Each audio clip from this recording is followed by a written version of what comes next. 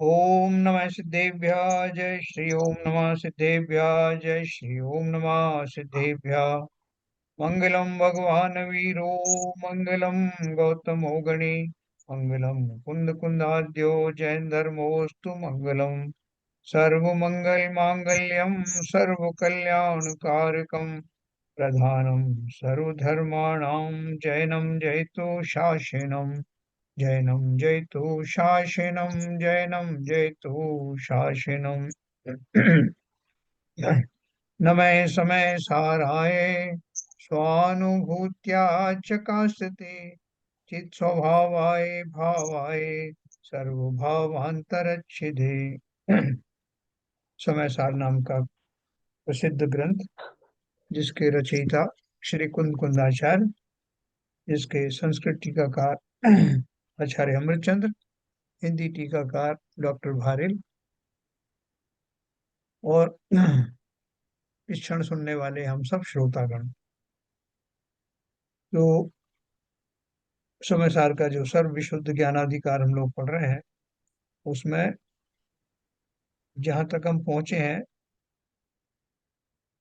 उससे आपको एक ही ध्वनि निकलती दिखाई देगी कि किसी भी तरह के जो साधन हैं, वो साधन साध्य नहीं हो सकते।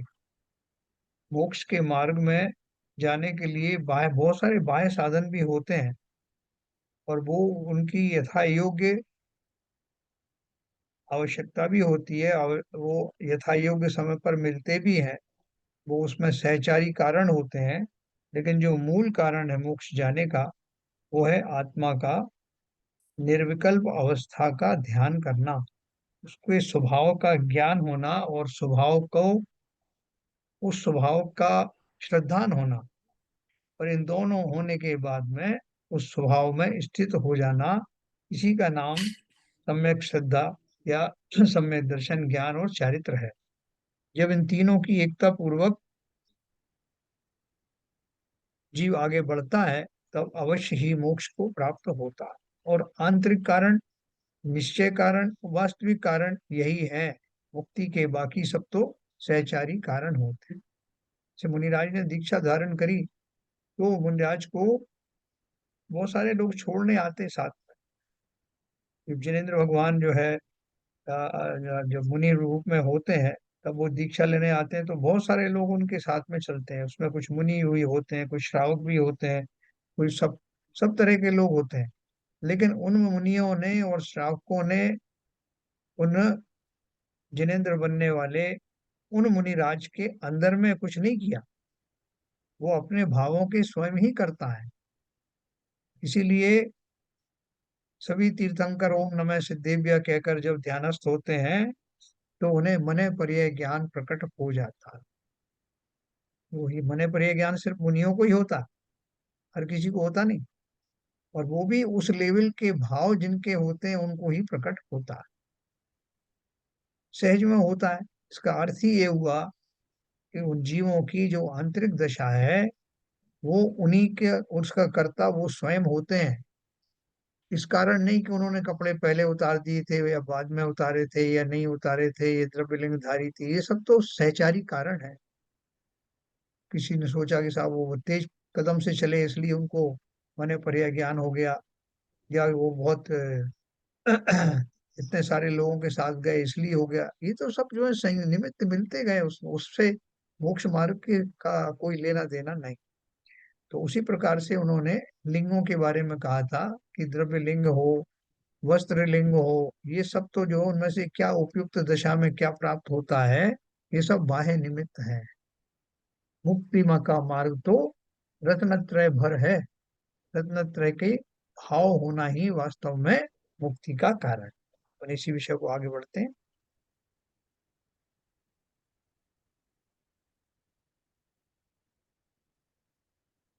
देखो, उन्होंने ये कहा था कल, उक्त संपूर्ण कथन का सार यह है कि यद्यपि यह भगवान आत्मा अनादि से ही स्वयं की प्रज्ञा के दोष से, अर्थात स्वयं की ही विभाव परिणमन रूप पर्यायगत योग्यता से स्वयं ही राग द्वेष रूप परिणम रहा है, तथापि स्वयं ही प्रज्ञा के गुण से अर्थात स्वयं की ही स्वभाव परिणाम रूप पर्यायगत योग्यता से स्वयं को विकारी परिणमन से हटाकर दर्शन ज्ञान चारित्र रूप परिणमन कर सकता है।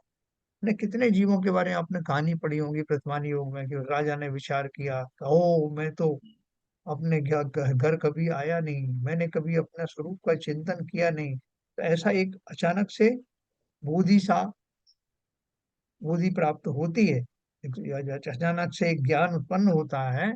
तो वो अपनी उस पिछली दशा के बारे में बड़ा आश्चर्य करते हैं कि मैं कैसे भटक रहा था संसार में। तो यही बोल रहे हैं कि उस दशा से निकालने वाला जीव भी मैं स्वयं हूँ। और दूसरी चीजों से लेसन ले सकते हैं, घटनाओं से सीख सीख सकते हैं, लेकिन निर्णय लेने वाले तो हम ही हैं, या ना निर्णय लेने वाले भी हम ही हैं। या जिन घटनाओं को देखकर लोगों को वैराग्य हो जाता है, उन घटनाओं को देख करके रागी जीवों को और भी ज्यादा राग उत्पन्न हो सकता।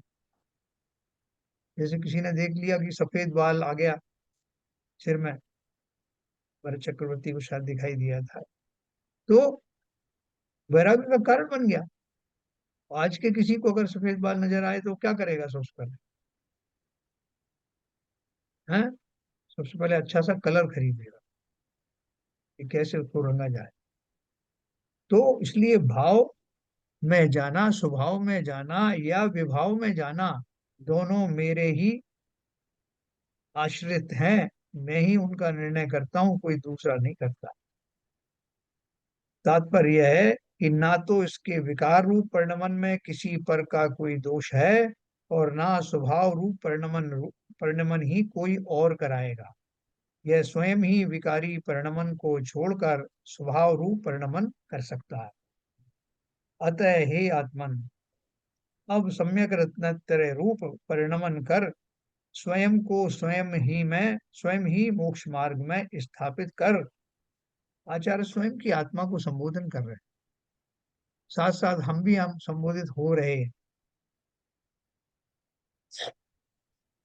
जिस भगवान आत्मा के आश्रय से सम्यक दर्शन ज्ञान चारित्र की उत्पत्ति होती है, समस्त विकल्पों का अभाव करके एकमात्र उसी का ध्यान कर कर्म चेतना और कर्म फल चेतना के अभाव पूर्वक ज्ञान चेतना में ही चेत और निज भगवान आत्मा में ही विहार कर। अन्य द्रव्यों में विहार मत कर, क्योंकि तुझे वहां कुछ भी उपलब्ध होने वाला नहीं है। ये पंचम कल पढ़ चुके हैं। अनंत भगवान भी अपनी दिव्य ध्वनि में यही कहते हैं कि तू हमारी ओर क्या देखता है, स्वयं की ओर देख, क्योंकि निश्चय रत्नत्रय की प्राप्ति तो तुझे स्वयं के ही आश्रय से होगी। हम तो तेरे लिए परद्रव्य ही हैं। तो जिनेन्द्र देव कह रहे हैं कि जो कुछ करना है इंडिविजुअल को स्वयं को करना है, स्वयं के लिए करना है, स्वयं में ही करना है, स्वयं के द्वारा करना। बाकी तो जितने पदार्थ हैं इंक्लूडिंग पंच परमेष्ठी, वो सब आपके मुक्ति मार्ग में सहचारी सहयोगी निमित्त तो बन सकते हैं, लेकिन वो कर्ता नहीं बन सकते, क्योंकि वो परद्रव्य है। तू परद्रव्य में विहार मत कर, स्वयं में ही विहार कर। इस प्रकार आचार्य देव यहाँ अपने उपयोग को समस्त जगत से हटाकर आत्मा में ही लगाने की प्रेरणा दे रहे हैं। इसी भाव का पोषक कलश काव्य कहते हैं। 240 नंबर। एको मोक्ष पथो या एष नीतो द्रग्यप्ति वृत्त्यात्मक स्तत्रैव स्थिति में थी यस्त मनीषम ध्यायेच्च तं चेतति तस्मिन्नेव निरन्तरं विहरति द्रव्यान्तराण्य स्पर्शन सो अवश्यम समयस्य सार सारचिरान्नि नित्योदयं विन्दति। दृग ज्ञानमय दृग ज्ञानमय वृत्त्यात्मक यह एक ही है मोक्ष पथ। स्थित रहे अनुभव करें अध्यावें अहिर्निश जो पुरुष, जो अन्य को ना छुए अर निज में विहार करे सतत वे पुरुष ही अति शीघ्र ही संसार को पावे उदित। क्या बोल रहे हैं? जो पुरुष दर्शन ज्ञान चारित्र रूप नियत मोक्ष मार्ग में स्थित होता है, नियत माने निश्चय मोक्ष मार्ग, उसी का ध्यान करता है, उसी में चेतता है, उसी का अनुभव करता है, और अन्य द्रव्यों का स्पर्श ना करता हुआ निरंतर उसी में विहार करता है, वह पुरुष नित्योदित समय सार को अल्प काल में ही अवश्य प्राप्त करता है ना। नित्योदित मतलब जो हमेशा विद्यमान है, हमेशा उदयमान है। तो क्या बताया उन्होंने शॉर्ट में? जो पुरुष दर्शन ज्ञान चारित्र रूप नियत मोक्ष मार्ग में स्थित होता है। तो सब पूरा कंडेंस करके माल अब इन 3 शब्दों में आके रुक गया। जो पुरुष दर्शन ज्ञान चारित्र रूप निश्चय मोक्ष मार्ग में स्थित होता है, उसी का ध्यान करता है, उसी में चेतता है, उसी का अनुभव करता है, और अन्य द्रव्यों का स्पर्श न करता हुआ निरंतर उसी में विहार करता है, तो वो समय सार को यानी इस आत्मा को, उस आत्मा को जिसका वो चिंतन कर रहा है, अल्प काल में ही अवश्य प्राप्त करता है। प्राप्त करने का अर्थ क्या है? एक बार आप बोल रहे हो कि जिस आत्मा का चिंतन कर रहा है उस आत्मा को प्राप्त करता है, तो अभी तक प्राप्त नहीं थी क्या वो कहाँ रख के आ गए थे कि वहां से जाके बाद में उठा लाए? है ना? इसका अर्थ क्या है भाई? ललित जी बताओ। अल्पकाल में अपनी आत्मा को प्राप्त, समय सार को या आत्मा को अल्पकाल में अवश्य प्राप्त करता है, तो प्राप्त नहीं है क्या हमको? अब अभी हमारी आत्मा कहीं और है क्या? नहीं, आत्मा तो वही है। प्राप्त करने से मतलब है कि जो उसका जो शुद्ध जो ज्ञान अवस्था है आत्मा को, उस अवस्था को तो वो समझता है, जानता है एक्चुअली कि जो मतलब उस अवस्था को का अनुभव करना, जानना, वही प्राप्त करने से मतलब है। वाह, बहुत बढ़िया, बहुत बढ़िया। इस अवस्था का वर्णन हमने शास्त्रों के माध्यम से, देशनाओं के माध्यम से, स्वरूप लक्षण के माध्यम से समझा और माना कि यही, ये आत्मा मैं ही हूँ। तो जिस क्षण ये जाना, माना, और इस तरह से माना कि अब उसी में विश्राम होने लगा, तो वो जो विश्राम है अर्थात वही रहने की जो कार्यवाही है, वही वास्तव में चारित्र है ना। किसी ने आपको बताया, आपके बेटे ने आपको बुलाया विदेश में, आपको कहा कि आइए पिताजी ये आपका कमरा है और यहाँ आप निश्चिंत रह सकते हैं, यहाँ से आपको कोई डिस्टर्ब नहीं करेगा। तो आप थोड़ा सा देखोगे, भालोगे, उसको समझोगे कि भाई मेरा कमरा है, मतलब इसमें क्या क्या फैसिलिटी है, कैसी कैसे जाना है, ऐसे कैसे निकलना है, सब एक बार उसको अध्ययन करोगे। फिर एक बार तो विश्वास नहीं आएगा कि इतना बढ़िया कमरा कैसे, मैं इसका स्वामी कैसे हो गया, मेरा बेटा कह रहा है, वो कह रहा है तो सच सच होगा। तब तक और 2-4 लोग आ गए और आपके पुराने मित्र मिल गए, उन्होंने भी आपको उस बात का विश्वास दिलाया कि ये कि आपका ही घर है और आपका ही कमरा है। धीरे धीरे करके मुझे विश्वास हो गया। अब मैंने डरते डरते उसके पलंग पर चढ़ा, उसकी उस सामग्रियों का उपयोग किया, फिर धीरे धीरे करके मुझे विश्वास हो गया कि ये वास्तव में मेरा ही है, ये सब उपभोग की सामग्री मेरी ही है। और फिर उस विश्वास के साथ अब आप रोज बाहर घूमने जाते हो, लौट के आते हो अपने कमरे में, कोई पूछता कहाँ जा रहे हो, मैं अपने कमरे में जा रहा हूँ, और बड़ा अच्छा लगता है। तो अभी क्या हो गया? आपको आपके श्रद्धान के लेवल पर आपको विश्वास हो गया कि ये आपका है, समस्त सुविधाएं इसमें हैं, और कहीं जाने की जरूरत नहीं, सब कुछ इसी में है। तो इसलिए आप निश्चिंत होकर के आते हैं, उसी में विश्राम करते हैं, उसी में रहते हैं, और कहीं जाने का भाव भी होता नहीं। ठीक यही बात जैसे अभी ललित जी कह रहे हैं ना, जिस काल में अपने लक्षणों के परिज्ञान के द्वारा मुझे ये विश्वास हो जाता कि यही तो मैं हूँ, और इतना श्रद्धा करने के बल से ही आत्मानुभूति तो शुरू हो गई, लेकिन विशेष आनंद अनवरत चलने वाला जो भूमिका है, निरंतर चलने वाली अव्यवहार सुख की जो दशा है, उसी दशा का नाम सम्यक चारित्र है। उसी में रम गए, अब कहाँ जाना है? उसी का पूरा स्वाद ले रहे हैं, और एक क्षण भी बिना स्वाद लिए रहता नहीं। कैसी होगी वो अनुपम दशा?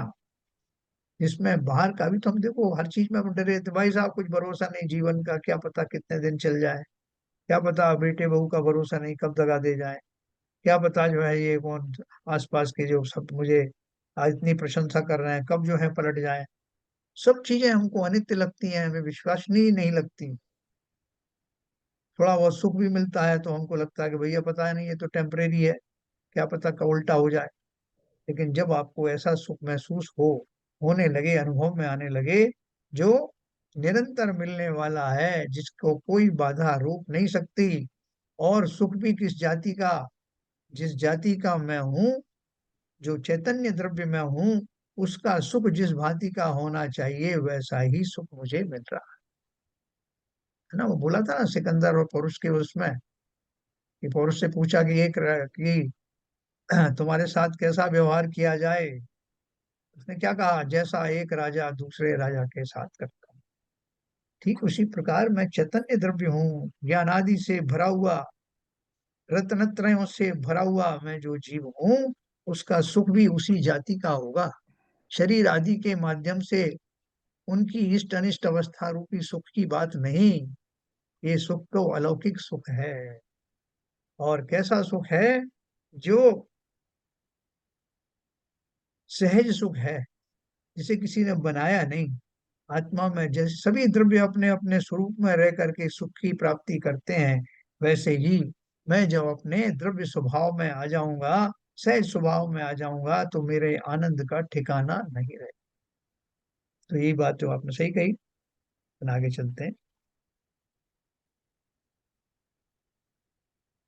वह पुरुष नित्योदित समय सार को अल्पकाल में ही अवश्य प्राप्त करता है। अब आगामी गाथाओं की उत्थानी का रूप कलश लिखते हैं, जिसका पद्यानुसार इसका 241। ये त्वेनं परिरत्य समृति पथ प्रस्थापितेनात्मना लिंगे द्रव्यमये वहन्ति ममताम तत्वावबोधच्युताः नित्योद्योतं खण्डमेकं तुलालोकं स्वभावो प्रभा प्रागभारं समयस्य सारं ममलं नाद्यापि पश्यन्ति ते। इसका अर्थ पहले पढ़ लेते हैं। जो पुरुष तज पूर्वोक्त पथ व्यवहार में वर्तन करें, जो पुरुष तज पूर्वोक्त पथ, यानी पहले बताए हुए उस रास्ते को छोड़ करके जो व्यवहार में वर्तन करते हैं, आचरण करते हैं, तर जाएंगे यह मान कर द्रव्य लिंग में ममता धरें। वो क्या मानते हैं कि तरने के लिए द्रव्य लिंग धारण करना ही पर्याप्त है। वे नहीं देखें आत्मा निज अमल एक उद्योतमय, उन्होंने आत्मा तो देखी नहीं, वो लिंग के पीछे पड़े हुए हैं कि कैसा मेरा बाह्य वेश हो। वे नहीं देखें आत्मा निज अमल एक उद्योतमय, अरे अखंड अभेद चिन्मय अज अतुल्य आलोकमय। जो पुरुष उक्त परमार्थ स्वरूप मोक्ष मार्ग को छोड़कर व्यवहार मार्ग में स्थापित अपने आत्मा के द्वारा द्रव्य लिंग में ममता धारण करते हैं, वे पुरुष तत्व के यथार्थ बोध से रहित होने से समय के सार रूप नित्य प्रकाशमान अखंड एक अतुल अमल चैतन्य प्रकाशमय आत्मा को नहीं देखते, आत्मा का अनुभव नहीं करते। ये गाथाओं का नहीं आया कहीं, 413 गाथा कहीं है क्या? ऊपर है, ऊपर है, ऊपर। ऊपर है। पहले इसका कलश का पूरा कर लीजिए सर। कलश का हो गया नहीं? अच्छा ये भी है, कलश नहीं, का अब ही है। है। हाँ, हाँ इस बस। कलश का ही। ओके। चैतन्यमय आत्मा को नहीं देखते, आत्मा का अनुभव नहीं करते। उक्त संपूर्ण मंथन का सार मात्र इतना ही है कि मुक्ति के मार्ग में द्रव्य लिंग अर्थात नग्न दिगंबर दशा एवं पंच महाभृतादि के शुभ भाव होते तो अवश्य हैं, क्योंकि उनके बिना मुक्ति मार्ग नहीं बनता। फिर भी नग्न दिगंबर दशा शरीर की क्रिया है और महाव्रत आदि के शुभ भाव राग भाव हैं। इस कारण वे मुक्ति के कारण नहीं हो सकते। हाँ, शरीर की क्रियाएं है ना ये। तो बोले आप तो पहले इनका इतना बखान कर रहे थे, रत्नकरण शापकाचार्य की कहीं वो हवाला दे रहे, कहीं किसी का दे रहे कि साहब ये महाव्रत कैसे पालन करना चाहिए, और इनसे जो वो अत्युत्तम है जिन्होंने महाव्रत पालन किए वो मोक्ष अवश्य जाते हैं। और अभी आप बोल रहे हो कि ये तो शरीर के हैं, तो इसलिए वो शुभ भाव है, वो मुक्ति के कारण नहीं है। इनमें से दोनों में से सही बात कौन सी? शरीर की क्रिया तो परद्रव्य की क्रिया होने से ना तो बंध की ही कारण है और ना मोक्ष की ही कारण है, किंतु शुभ राग आत्मा की विकारी परिणति होने से बंध का ही कारण है, पुण्य बंध का ही कारण है, मुक्ति का कारण नहीं है। ना? आप लोग सब समझ गए होंगे इसके अर्थ को, कि जिस तरह मैंने आपको एक तलवार का उदाहरण दिया था कि तलवार के लिए बेसिकली म्यान की जरूरत नहीं होती। म्यान क्या करेगी? लेकिन म्यान के बिना तलवार टांगी भी नहीं जाती, सुरक्षित भी नहीं रहती। इसलिए जो उसका बाह्य आवरण है वो साथ में रहता। और म्यान में लगी हुई इस तलवार को भी लोग तलवार ही कहते हैं, लेकिन उसकी वास्तविक उपयोगिता जब कोई युद्ध में की जाती है तो उस म्यान की कोई उपयोगिता नहीं होती, लेकिन वो रहती साथ में अवश्य है। उसके बिना तलवार अधूरी रहेगी, कहाँ रखोगे, कहाँ करोगे, कैसे इसे मेंटेन करोगे। तो ठीक उसी प्रकार से जो बाह्य, जो पंच महाव्रत आदि पाले जाते हैं, तो उसमें शरीर की विशेष क्रियाएं भी जुड़ी रहती हैं, लेकिन उन क्रियाओं के साथ में उसके आंतरिक भाव भी तो होते हैं ना। वास्तव में उन भावों के कारण ही वो महाव्रतादि रूप क्रियाएं संपादित होती हैं। और हम आंतरिक भाव को ज्यादा वो ना दें इम्पोर्टेंस, और बाहरी शरीर को देख करके कहाँ साहब इन्होंने तो ये किए ही नहीं, तो इनके कैसे महाव्रत। तो जो बाह्य क्रियाएं हैं वो भी शुद्ध अवस्था में, उस अवस्था तक पहुंचते पहुंचते मुनि की वो समस्त बाह्य क्रिया भी शास्त्र सम्मत रूप से ही होती हैं, लेकिन वो क्रियाएं स्वयं मुक्ति का मार्ग नहीं है। है ना? जैसे जीव एकदम बैठे बैठे एकदम उसके मन में आया कि मुझे तो अभी ध्यान में बैठना है, वो बैठ गया ध्यान में। तो ध्यान में बैठते बैठते उसे इस बात का भी ध्यान नहीं है कि मैंने अपना सिद्धासन लगाया कि पद्मासन लगाया कि क्या लगाया, वो उसको तो सहज में जो आसन बन गया वो लगा दिया और अपना ध्यान में ध्यानस्थ हो गया। अब कोई दौड़ बाहर से आया देखने वाला कि अरे साहब ये है पद्मासन लगाया इन्होंने, अच्छा तभी ध्यान हुआ इनको, या सिद्धासन में बैठे हैं इसलिए ध्यान हुआ, या सिद्धासन ही ध्यान है। वो तो उनकी बाह्य दशा है। असली मतलब तो क्या है कि जिस किसी भी तत्क्षण आने वाले भाव के कारण शरीर की जो भी चेष्टा हुई, लेकिन अंदर की जो चेष्टाएं हैं उनका महत्व। मैं इतनी सी बात। तो शरीर की क्रिया तो परद्रव्य की क्रिया होने से ना तो बंध की ही कारण है और ना मोक्ष की ही कारण है, किंतु शुभ राग आत्मा की विकारी परिणति होने से बंध का ही कारण है, पुण्य बंध का ही कारण है, मुक्ति का कारण नहीं है। तो शुभ राग आत्मा का विकारी परिणाम है क्या? सीबी जन साहब, शुभ राग को विकारी परिणाम क्यों कह दिया? राग को तो कोई भी राग है वो तो विकारी परिणाम है, स्वभाव स्वभाव में थोड़ा ही है वो आत्मा के। बहुत बढ़िया। जो स्वभाव में नहीं है, स्वभाव से भिन्न है, वो सब विभाव ही है। विभाव ही है। अतः आत्मा के आश्रय से आत्मा में ही उत्पन्न होने वाली निश्चय रत्नत्रय रूप निर्मल परिणति ही एकमात्र मुक्ति का कारण। देखो बिल्कुल अभी सूक्ष्मता पे आ जाओ, बारीकी पे आ जाओ। सोचो कि हम उस दशा तक पहुंच गए हैं और हम ही अब लोगों को बता रहे हैं कि वास्तव में शरीर की कोई भी क्रिया, शरीर को क्या मालूम है कि तुम शरीर को पद्मासन में बिठा रहे हो कि सिद्धासन में बिठा रहे हो, उससे क्या मतलब उसको। वो तो तुम्हारा एक सहचारी है, सहयोगी है, तुम्हारा साथ शरीर लगा हुआ है, तुम्हारे भावों का की दशा देख करके जैसे उसे आदेश दिया गया हो ऐसा वो मानता है और अपने हिसाब से परिणमन हो करता है।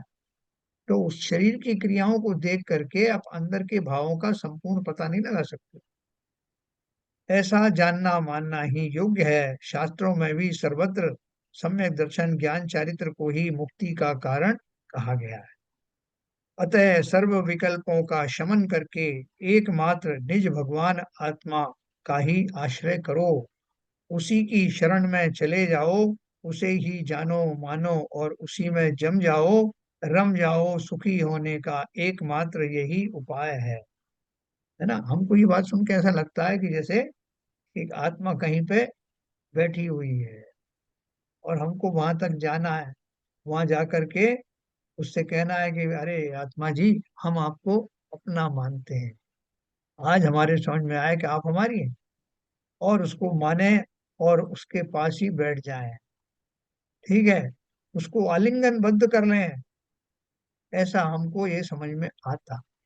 इसलिए हमें थोड़ा मुश्किल भी लगता है और थोड़ा व्यवहार रूप से हम ये सब करते रहते हैं, तो इसलिए हमें वो आसान भी लगता है।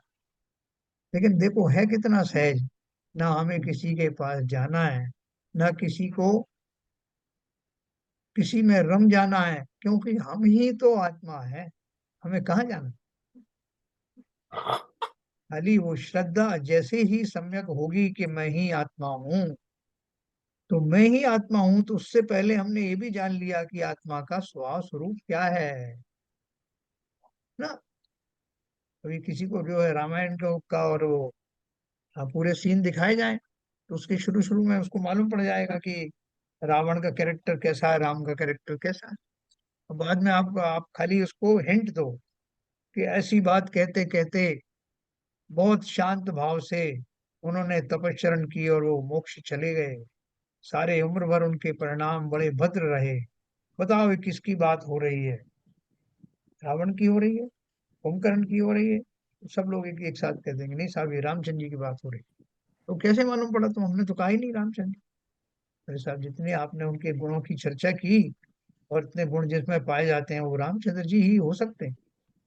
तो ठीक उसी प्रकार से अगर ये कहा जाए कि अपनी आत्मा, अपने को आत्मा जानो कि मैं आत्मा हूँ, तो आत्मा जानने, एक मिनट, मानने मात्र से आपको वो सारे अपने विशेषण ध्यान में आ जाएंगे जो आत्मा में होते हैं। बोलिए सर। मैं ये कह रहा था, अभी आपने बताया कि भाव के लिए शरीर की दशा की आवश्यकता नहीं है।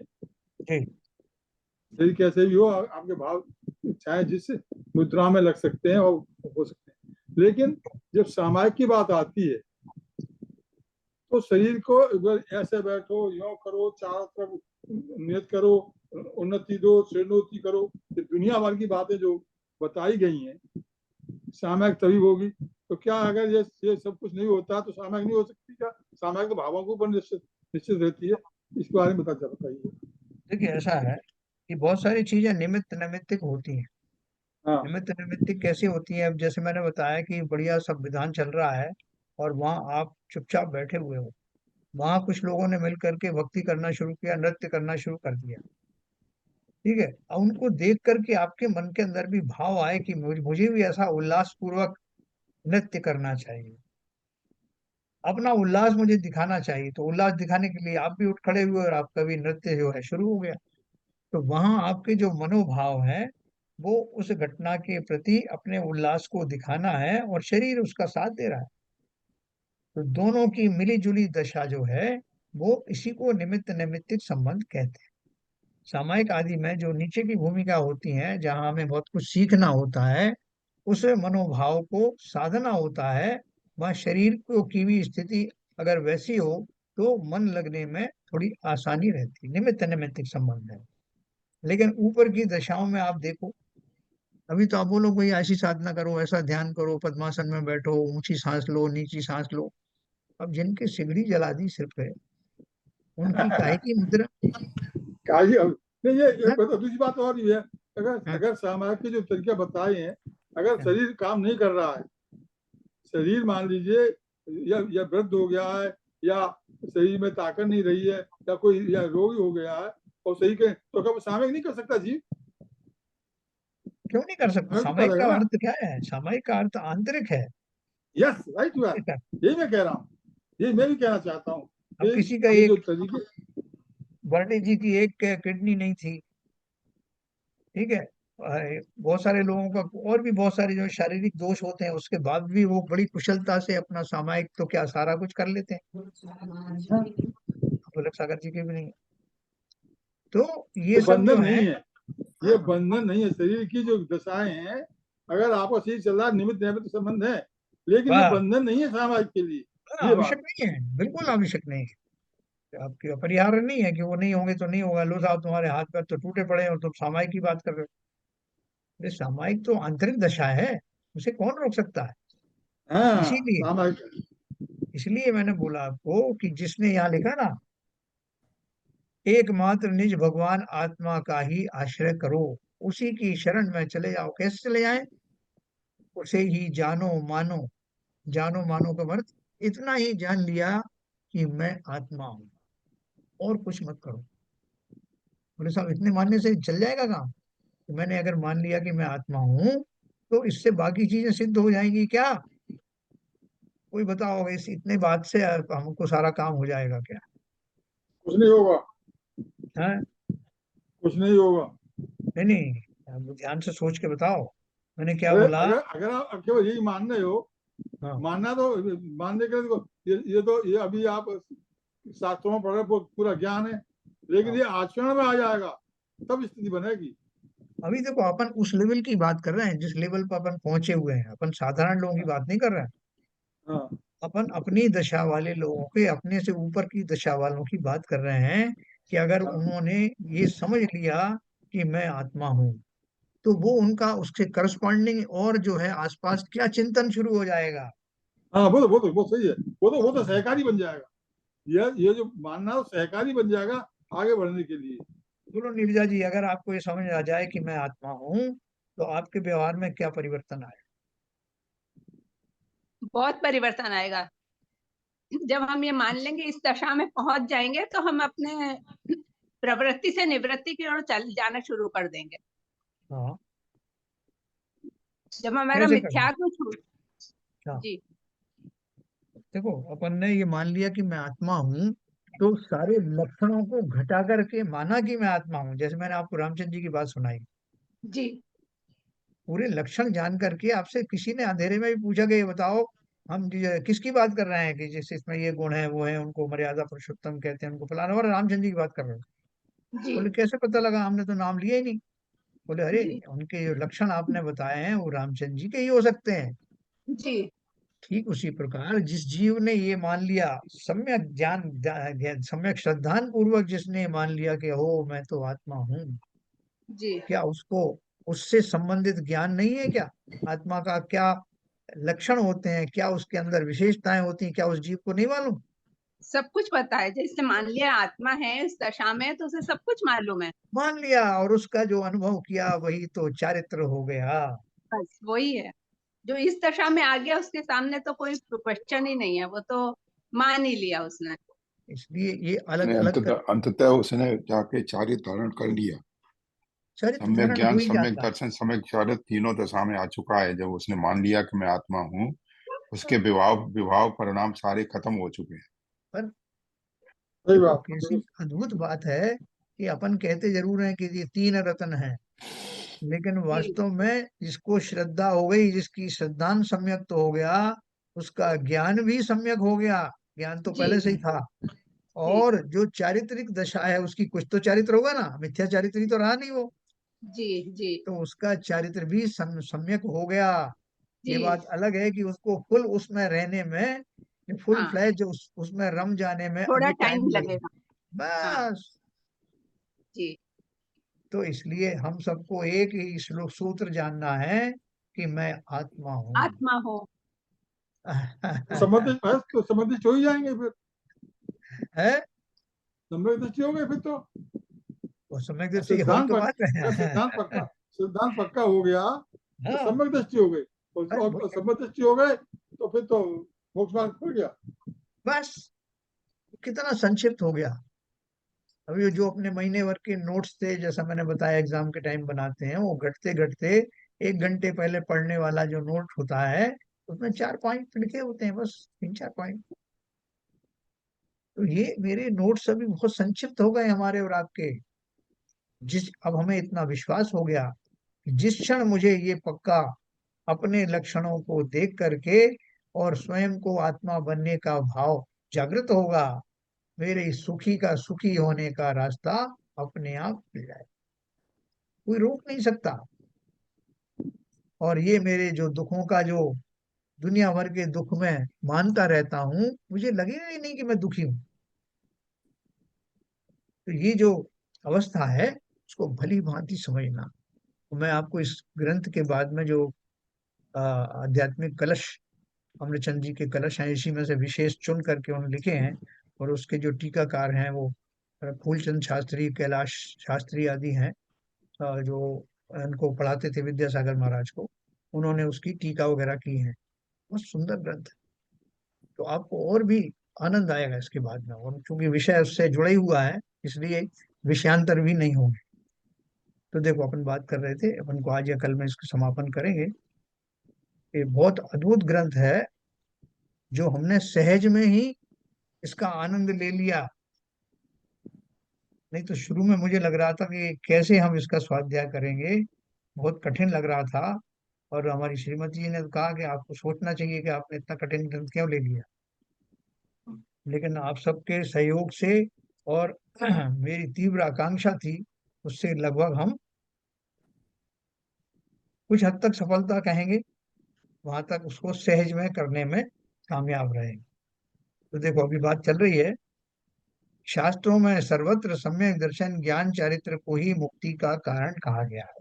दूसरी बात मैं आपको एक और बताऊं कि हमारी आत्मा में ऐसे कोई डिपार्टमेंट नहीं होते अलग से, कि इतना जो है श्रद्धा गुण का डिपार्टमेंट है, ये ज्ञान गुण का डिपार्टमेंट है, ये चारित्र गुण का डिपार्टमेंट है। ये हमारे सारी फैकल्टी एक साथ रहती हैं, कोई अलग अलग करके नहीं है। ये तो अलग अलग करके समझाया जाता है। जैसे ज्ञान गुण है तो ज्ञान को अलग से समझा दिया, चेतना गुण है तो चेतना को अलग से समझा दिया। जब हम बोलते हैं कि भाई शक्कर ले आओ, तो शक्कर लाने का अर्थ उसमें मिठास भी है, उसमें सफेदी भी है, उसकी और भी जो गुण है वो सब एक साथ उसमें शामिल है। ठीक उसी प्रकार से आत्मा कहने पर सम्यक दर्शन ज्ञान चारित्र तीनों की एकता उसके अंदर में एक साथ पाई जाती है। समझाने के लिए तीन अलग अलग तरीके से समझाया जाता है। अतः सर्व विकल्पों का शमन करके एकमात्र निज भगवान आत्मा का ही आश्रय करो, उसी की शरण में चले जाओ, उसे ही जानो मानो, और उसी में जम जाओ, रम जाओ। सुखी होने का एकमात्र यही उपाय। जो बात विगत कलश में कही गई है, उसी बात को मूल गाथा में स्पष्ट करते हैं। 413।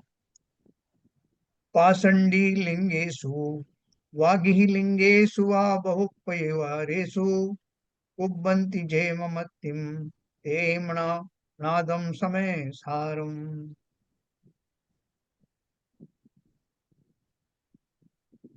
कहाँ गया वो?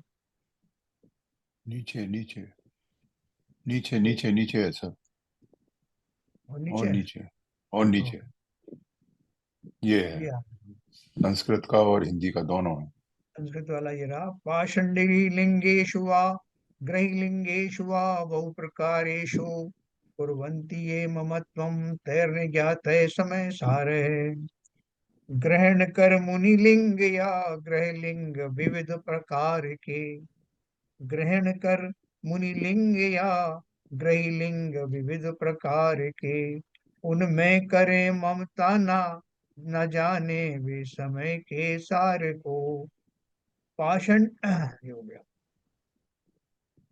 जो व्यक्ति बहुत प्रकार के मुनि लिंगों या गृहस्थ लिंगों में ममत्व करते हैं, बहुत प्रकार के मुनि लिंग कौन से होंगे, है ना? जैसे हमारे श्वेतांबर भाइयों के भी साधु हैं, दिगंबरों में भी साधु अलग अलग हो सकते हैं, अलग अलग मतलब उनमें अलग अलग पंथ को पालन करने वाले हो सकते हैं। वो साधुओं में लोग 20 पंथी 13 पंथी पाए जाते हैं, उसी उनकी भावनाएं वैसी बनी रहती हैं। और अन्य जो दूसरे मत वाले साधु हैं वो भी हैं। गृहस्थों में भी ऐसे ही है कि गेरुए का वस्त्र पहनने वाले श्रावक हैं, मुंह मुखपट्टी ऐसी लगाने वाले श्रावक हैं। ऐसे तरह तरह के हमने वेश बना रखे हैं, उन्हीं को लिंग कह रहे हैं। जो व्यक्ति बहुत प्रकार के मुनि लिंगों या गृहस्थ लिंगों में ममत्व करते हैं, अर्थात यह मानते हैं कि ये द्रव्य लिंग ही मोक्ष के कारण हैं, उन्होंने समय सार को नहीं जाना। उक्त गाथा का अर्थ आचार्य अमृतचंद्र आत्मख्याति में अत्यंत संक्षेप किंतु अत्यंत सशक्त भाषा में इस प्रकार व्यक्त करते हैं। मैं श्रमण हूँ या मैं श्रवणोपासक यानी श्रावक हूँ। इस प्रकार द्रव्य लिंग में ही जो पुरुष ममत्व भाव से मिथ्या अहंकार करते हैं, अनादि रूढ़ व्यवहार विमूढ़ प्रौढ़ विवेक वाले निश्चय पर अनारूढ़, वे पुरुष निश्चित रूप से परमार्थ सत्य समय सार शुद्धात्मा को नहीं देखते हैं। बहुत सारे लोग आजकल सर्टिफिकेट बना लेते हैं अपना अपना आपको सुन के ताज्जुब होगा कि कुछ कुछ जो मुनि संत ऐसे भी हैं जिन्होंने अपनी उपाधियां बना रखी हैं, श्री 108 श्री शास्त्र मर्मज्ञ और महान तपस्वी, ऐसे करके बहुत सारी लंबी लाइन लगा करके और वो एक बना लेते राष्ट्र संत हैं संत। और अगर आपने वो उनमें से एक भी कसर छोड़ दी बोलने में तो वो नाराज हो जाता। मुझे पहले विश्वास नहीं था, वो मुझे लोगों ने बताया, ये जो अपना डॉक्टर शशांक आते हैं ना यहाँ, वो उन्होंने बताया कि साहब एक महाराज यहाँ भी आए थे, वो बहुत नाराज हो रहे थे कि उनके जो पूरा जो डिग्री थी वो बोली नहीं गई, उसमें एक दो रह गया था। तो आप सोचो कि ये जो क्या बात चल रही है कि मैं उन लिंगों के ऊपर मैं और उसमें भी विशेष विशेषण के द्वारा अपने को एड्रेस करवाऊं और उसे मुक्ति का मार्ग मानूं, इससे क्या बड़ी क्या हो सकती है ऋषि का। तो इसलिए वहां तो जब सब कुछ छोड़ने की बात चल रही है, न केवल शरीर बल्कि शरीर आज से समस्त उपाधियां, बल्कि शुभ भाव तक छोड़ने योग्य बताए, बल्कि महाव्रतों का भी श्रेय लेने की बात नहीं चल रही है, उस अवस्था में इस तरह के लिंगों से ममत्व करना कहाँ तक उचित है ना। तो इस प्रकार द्रव्य लिंग में ही जो पुरुष ममत्व भाव से मिथ्या अहंकार करते हैं, अनादि रूढ़ व्यवहार विमूढ़ प्रौढ़ विवेक वाले निश्चय पर अनारूढ़, वे पुरुष निश्चित रूप से परमार्थ सत्य यानी समय सार यानी शुद्ध आत्मा को नहीं देखते। आचार्य जयसेन इस गाथा की टीका में मुनि लिंग और गृहस्थ लिंग का स्वरूप स्पष्ट करते हुए कहते हैं कि वीतराग स्वसंवेदन ज्ञान लक्षण भाव लिंग से रहित नग्न दिगंबर निर्ग्रंथ दशा को धारण करने वाले मुनि लिंगी और लंगोटी आदि चिन्हों से जाने वाले अलग छुल्लक गृहस्थ लिंगी कहे जाते हैं? क्या बोल रहे हैं? वीतराग स्वसंवेदन ज्ञान लक्षण भाव लिंग से रहित, असली लिंग कौन सा है? ये है वीतराग स्वसंवेदन ज्ञान, ये लक्षण है भावलिंग का। अगर इससे रहित हैं तो वो मात्र ऊपर ऊपर से ही हैं। देखो यहाँ निश्चय से रहित व्यवहार में रमने वालों को, और यहाँ कहने का अर्थ क्या है कि ये सिर्फ लिंग वास्तविक लिंग जो है अंतर की दशा ही लिंग है, बाहर की दशाएं का कोई महत्व नहीं, लोग उसी में संतुष्ट हो जाते हैं, ये वो कहना चाहते हैं। देखो यहाँ निश्चय से रहित व्यवहार में रमने वालों को व्यवहार विमूढ़ कहा है। यह कहा है कि यह तो अनादि से ही चलती आई व्यवहार विमूढ़ता है। जब तक तुम निश्चय पर आरूढ़ होकर इस व्यवहार विमूढ़ता को नहीं छोड़ोगे, तब तक कारण समय सार रूप भगवान आत्मा की प्राप्ति नहीं होगी, उन्हीं में लगे रहोगे। उसके अंदर में जो भाव है जिन पूर्वक वास्तव में मुनि लिंग कहा जाता है, उस अंदर की जो दशा है उसको पहचान। अब इसी भाव का पोषक कलश काव्य लिखते हैं, जिसका पद्यानुवाद इस प्रकार है। कौन सा नंबर? 242। हाँ। व्यवहार विमूढ़ दृष्टि है परमार्थम कलयंती नो जना, तुषबोध विमुक्त बुद्धि है कलयंती है तुषम ना तंडुलम। देखो एक बहुत अच्छी उदाहरण दी है। तुषमाहि मोहित जगत जगत जन ज्यों एक तुष ही जानते। तुष का अर्थ समझते हैं? धान, चावल। वे मूल तुष संग्रह करें तंदुल नहीं पहचानते। तुष माने ऊपर का जो छिलका सहित होता ना, और ये तंदुल माने चावल। तिनका तुषमाहि, तिनका हाँ तिनका कहते हैं, तिनका। हाँ, तुषमाहि मोहित जगत जन ज्यों एक तुष ही जानते बराबर। वे मूढ़ तुष संग्रह करें तंदुल नहीं पहचानते। व्यवहार मोहित मूढ़ त्यों व्यवहार को ही जानते। आनंदमय सद्ज्ञानमय परमार्थ नहीं पहचानते। जिस प्रकार तुष को ही चावल मान लेने वाले तुष विमोहित दृष्टि वाले लोग असली चावल को नहीं जानते, उसी प्रकार व्यवहार में विमोहित बुद्धि वाले लोग परमार्थ को नहीं जानते हैं। इस प्रकार इस कलश में यही कहा गया है कि छिलके सहित चावलों को धान कहे जाने के कारण कुछ नासमझ जगत जन यह नहीं समझ पाते कि खाने के योग्य तो चावल ही है, उसका छिलका नहीं। है ना, बच्चों ने देखा कि हमारे घर में धान की फसल आई है, धान उन्होंने देखा, एक हमारे कमरे में ला करके धान इकट्ठा भर दिया गया। और वो कैसा धान था, मतलब उस छिलका तो होता ही है, छिलके से रख दिया गया, तो वो समझ गए कि ये इसी को धान कहते हैं और यही चावल भी कहलाता है, यही खाने योग्य है। फिर क्या हुआ कि किसी ने उसका भूसा अलग कर दिया, वो दूसरे कमरे में रख दिया और चावल अलग निकाल दिए। लेकिन उनको जो बच्चे थे जिन्होंने देखा, तो वो छिलके को भी, जिनमें से चावल निकल गया था और जिनमें चावल था, दोनों को एक जैसा ही मान रहे थे। उनको फर्क ही नहीं मालूम, वो तो छिलके को ही चावल समझ रहे। तो ऐसे ही यही है, व्यवहार दृष्टि और समय निश्चय दृष्टि का यही भेद है। एक छिलके में मोहित हो रहे हैं और दूसरा उस छिलके के अंदर होने वाला जो माल है उसकी परवाह कर रहे हैं। वन ज्वेलर के यहाँ जाती है ना, बहुत से महिलाएं जाती हैं, तो बड़े बड़े लाखों रुपए के हीरे जवाहरात का वो ले आती है हार। तो फिर वो उनके पतिदेव कहते हैं कि मुझे तो इसका हार से ज्यादा इसका जो डिब्बा है वो पसंद आया है। बोले हार होगा तुम्हारे लिए जो भी होगा, मेरे तो उसको डिब्बा बहुत अच्छा लगा। तो वो बोलती है कि मैं 4-5 डिब्बे ला दूं क्या आपके लिए। तो पति समझ जाता है कि 4-5 डिब्बे लाने का अर्थ क्या है, हैं, जेब जेब किसकी कटेगी। बोले नहीं नहीं, वो एक ही डिब्बा पसंद आया ना। कहने का अर्थ क्या है कि वो जो असली माल है उसको जो माल समझते हैं उनके लिए तो असली माल ही अभिप्रेय है। लेकिन जिसको असली माल की परख नहीं है वो बाहरी आवरण को भी, आप बाहरी आवरण में ही मोहित हो जाते हैं। ठीक, ये व्यवहार दशा इसी प्रकार की है। उसी प्रकार मुक्ति प्राप्ति की कामना वाले कुछ अज्ञानी जन बाह्य क्रिया, शुभ भाव और रत्नत्रय परिणति, इन सभी को मुक्ति का कारण कहे जाने के कारण सभी को एक सा ही मुक्ति का कारण मान लेते हैं। है ना, सबको मिला दिया उन्होंने।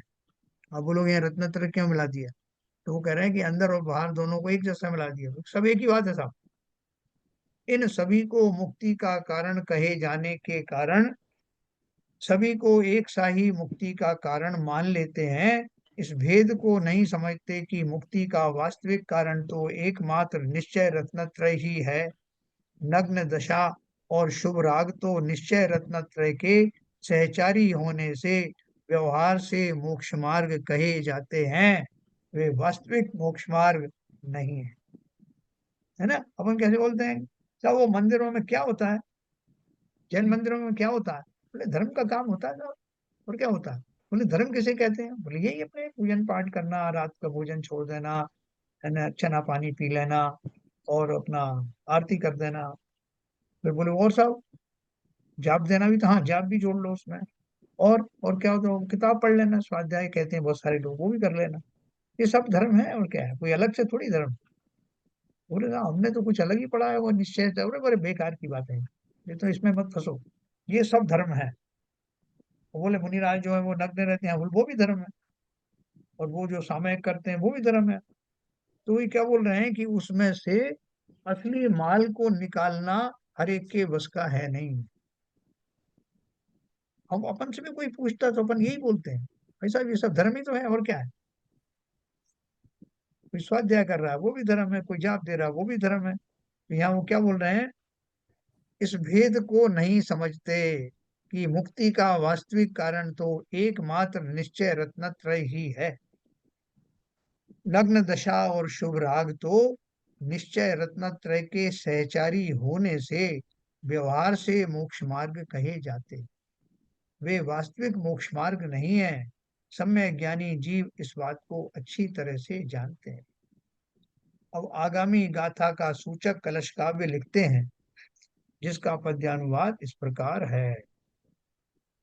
अब एक ही गाथा बची है, उसको कर लें अपन। कल करेंगे सर इसको शांति हाँ, से। कल करेंगे, बहुत बढ़िया। ठीक है, शांति तो पूर्वक। 414 हो गया, 415 पढ़ेंगे और समय सार को पूरे मजे के साथ रस ले ले करके जो कुछ हमने पढ़ा है उसको थोड़ा सा जुगाली करेंगे। ठीक है सर। ठीक है। देखो आप शॉर्ट नोट बना लेना, है शॉर्ट शॉर्ट नोट बना लो। कल कल हाँ अब तो अब एग्जामिनेशन के स्तर पर हाँ आ गए हैं। हाँ, अब एग्जाम के बिल्कुल 10-15 मिनट पहले अपने नोट्स पढ़ने हैं और हाँ, पूरा समझ लेना है कि हमने इनमें क्या क्या पढ़ा था, इनके माध्यम बिल्कुल से। बिल्कुल बिल्कुल बिल्कुल बिल्कुल। तो चलिए, बहुत बढ़िया है। और ऐसा लग भी नहीं रहा है कि हमने ऐसी जो कठिन कही जाने वाला जो ग्रंथ था उसको इतनी सुगमता से, हैं, किसी को लगा कि ये बहुत कठिन था? पता ही नहीं पड़ा सब कब वास्तव में है तो कब खत्म कठिन, होगा। लेकिन हाँ, लेकिन लेकिन उसको जिस तरीके से व्याख्या की गई हाँ, उस तरीके से, मतलब हड़बड़ी में नहीं, जल्दी में नहीं, और आराम से धीरे धीरे जहां जहां रुकना पड़ा वहां पर कई कई डिस्कशन हुए, और और 2-2 3-3 दिन लग गए एक चीज को समझाने में। तो बराबर। ऐसा है ना कि नहीं तो पढ़ते हुए चले जाते तो फिर कुछ ना हमारी समझ में आता, किसी की समझ में आता। पढ़ने का तरीका, जो तरीका अपनाया गया है वो बड़ी मार्वलस है, बहुत ही अच्छा है। मैंने और दूसरे जो सहायक ग्रंथ हैं उनकी भी कहीं कहीं मदद ली, तो जो उसका विस्तार हाँ जहाँ हाँ, जाने। वो भी सहकारी बने सब। चलिए, बहुत बढ़िया है। अभी सर सर, हाँ ये हाँ, बोलिए। रात में भाप ले सकते कि नहीं? नहीं, एक मिनट, गुणमाला जी कुछ कह रही थी। मैं ये पूछ रही रात में भाप ले सकते कि नहीं? मेरे तो गला ही बैठा है। स्टीम, देखो ऐसा है कि आप अभी अपन मुनि तो हुए नहीं है, है ना? अपन गृहस्थ हैं। शरीर आदि के जो रोग होते हैं उनमें जो कम से कम हिंसाकारी चीजें हैं वो अपन अडॉप्ट कर सकते हैं, जरूरी है तो करते ही हैं। बजाय आप हॉस्पिटल आवाज ही नहीं निकल रही सर, बहुत दर्द है। बजाय हॉस्पिटल में जाने के अगर घरेलू उपचार अपन लेते हैं, स्टीम आदि लेते हैं, तो वो सबसे श्रेष्ठ है। उस तुलना में तो जब अपन कोई ज्यादा हिंसा की चीज नहीं कर रहे हैं ना, इसलिए घरेलू नुस्खे या घरेलू कार्य जो है वो लेना ठीक है, वो उसमें कोई गलत नहीं है। ठीक है। हाँ, बोलिए हरभजन साहब। नहीं, मैं तो सिर्फ इतना ही बता रहा था, करीब 7.5 महीने हो गए इस ग्रंथ को हमें पढ़ते पढ़ते। 24 दिसंबर को शुरू किया था आपने। हाँ हाँ हाँ हाँ, बिल्कुल सही है। चलिए, बढ़िया है। कल अपन और समापन करेंगे जोर शोर से उसका, जो है अपन कुछ ऐसे रिवीजन वाले पॉइंट्स भी अपन बात करेंगे ना, और उसके बाद में उसके परिशिष्ट भी हैं। जो आत्मा की 47 शक्तियां भी हैं जिनको आपने कभी सुना नहीं होगा, वो भी उसके आगे आएंगी। तो ग्रंथ का ही पार्ट है, वो सब भी अपन पढ़ेंगे। वो चलिए, आगे चलेंगे फिर धन्यवाद। तो टाइम लगेगी भाई, तो वो तो। हाँ हाँ, लेगा टाइम, 2-4 दिन लगेंगे उसमें भी। हाँ तो ठीक है। हाँ, एक हफ्ता लग सकता है। Okay okay. चलिए, जिनवाणी स्तुति।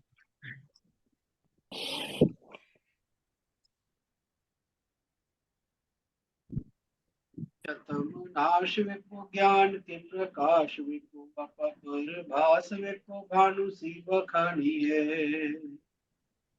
जय द्रव्य जान विपु बंद विधि भान विपु सफर की छान विपु परम प्रमाणी है। अनुभव बताए विपु जीव के जताए विपु पाहुन सताए विपु भव्य और आनी है। जहाँ तहाँ तार विको पार के उतार विको सुख विस्तार विको यही जिन वाणी है। हे जिनवाणी भारती तो हे जपूदन रहन, तेरी शरण गए सो पावे सुख चैन। या वाणी के ज्ञान से सुझे लोकालो, सो वाणी मस्तक धरो सदा देते हैं दो, सदा देते हैं दो। जिनवाणी माता की जय।